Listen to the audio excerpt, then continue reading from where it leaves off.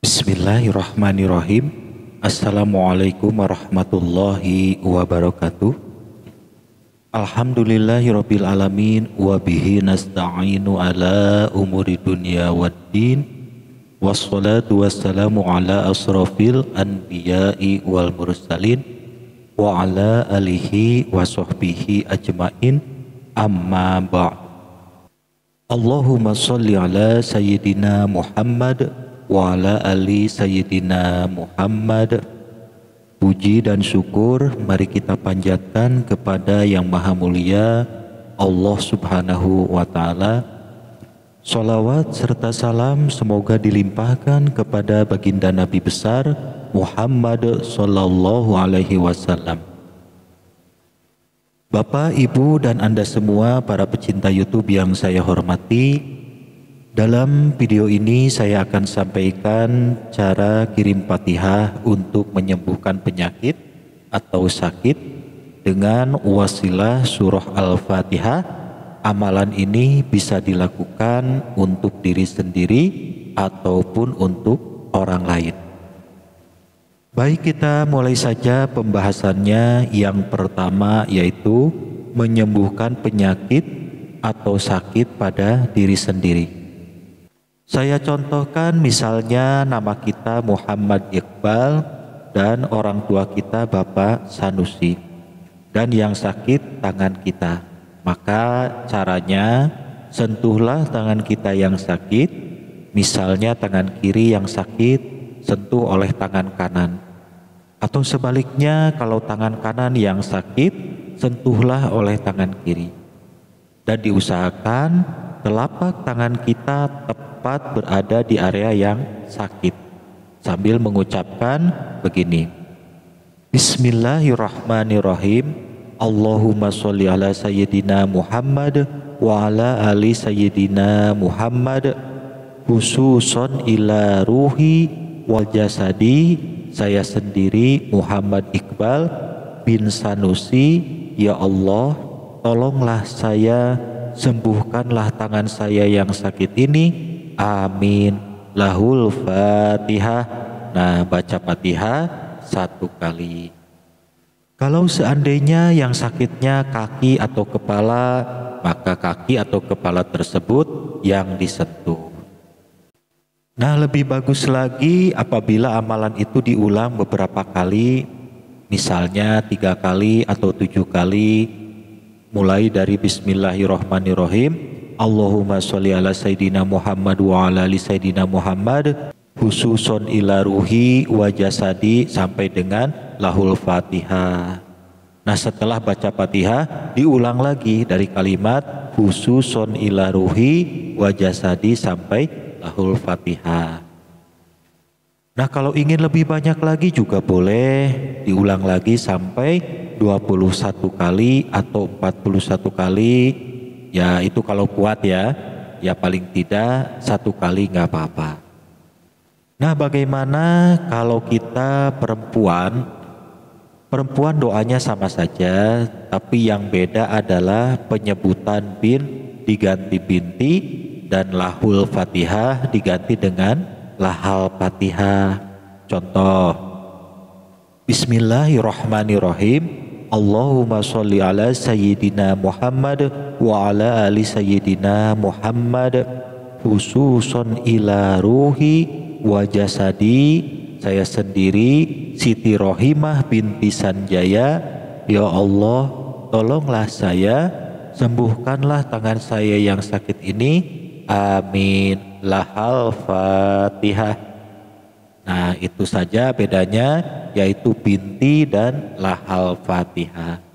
Kalau soal doa dan tata caranya sama seperti yang saya jelaskan tadi. Itu yang pertama ya, menyembuhkan penyakit atau sakit pada diri sendiri. Selanjutnya yang kedua yaitu menyembuhkan penyakit atau sakit untuk orang lain.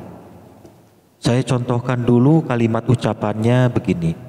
Bismillahirrahmanirrahim. Allahumma sholli ala sayyidina Muhammad wa ala ali sayyidina Muhammad, khususon ila ruhi wa jasadi Jainal bin Hambali, ya Allah, tolonglah orang ini, sembuhkanlah orang ini dari sakit yang dideritanya. Amin. Lahul Fatihah.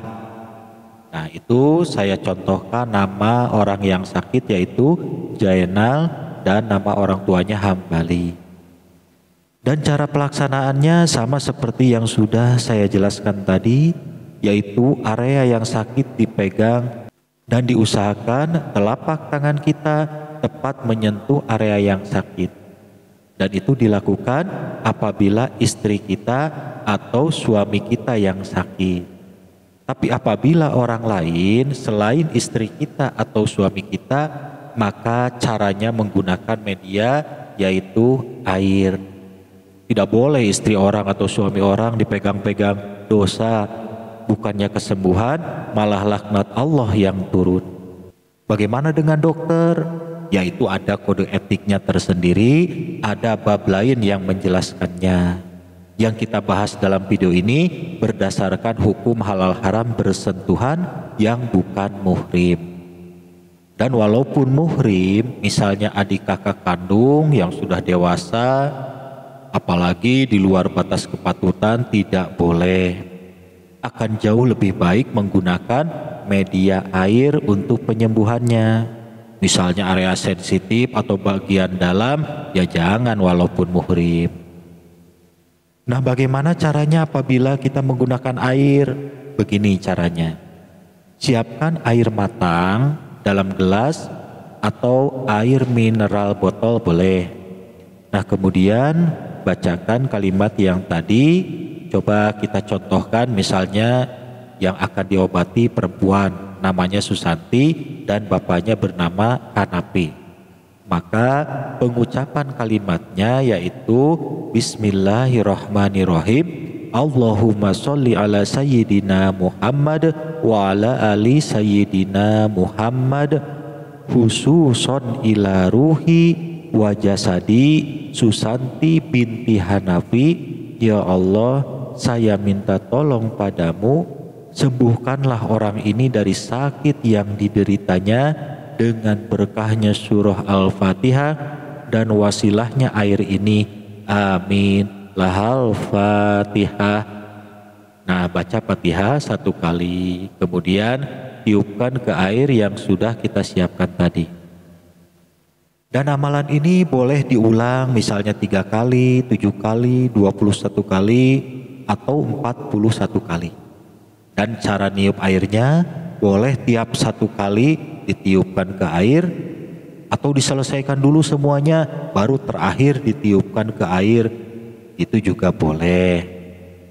Nah, kemudian air tersebut dioleskan ke area yang sakit atau diminum apabila penyakit dalam. Selanjutnya yang ketiga yaitu menyembuhkan penyakit atau sakit untuk jarak jauh. Nah, cara ini dilakukan apabila orang yang sakit jauh dari kita. Caranya bisa menggunakan media air yang saya jelaskan di poin yang kedua tadi. Tapi apabila tidak ada yang mengantarkan airnya karena jauh, maka bisa menggunakan konsentrasi tingkat tinggi, misalnya dengan membayangkan wajahnya apabila kita kenal dengan orangnya. Contoh, Bismillahirrahmanirrahim. Allahumma sholli ala sayyidina Muhammad wa ala ali sayyidina Muhammad khususon ila ruhi wa jasadi Jainal bin Hambali. Ya Allah, tolonglah orang ini, sembuhkanlah orang ini dari sakit yang dideritanya. Amin. Lahul Fatihah. Nah, mengucapkan itu sambil konsentrasi membayangkan wajahnya. Kalau tidak kenal, tidak tahu wajahnya, ya sudah gunakan nama dan bin atau bintinya saja.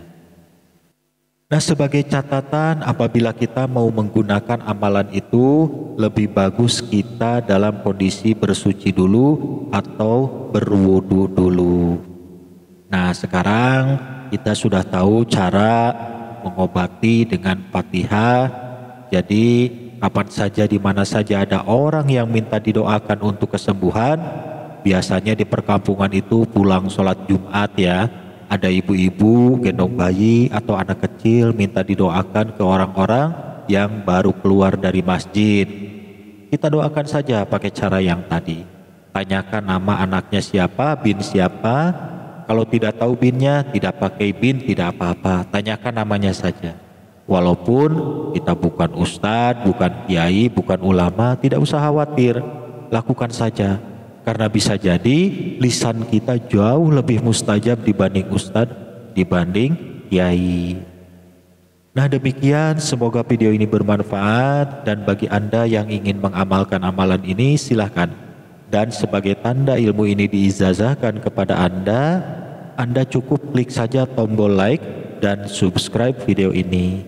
Atau bagi Anda yang sudah subscribe, cukup klik tombol like-nya saja, dan itu otomatis ilmu ini terijazahkan untuk Anda.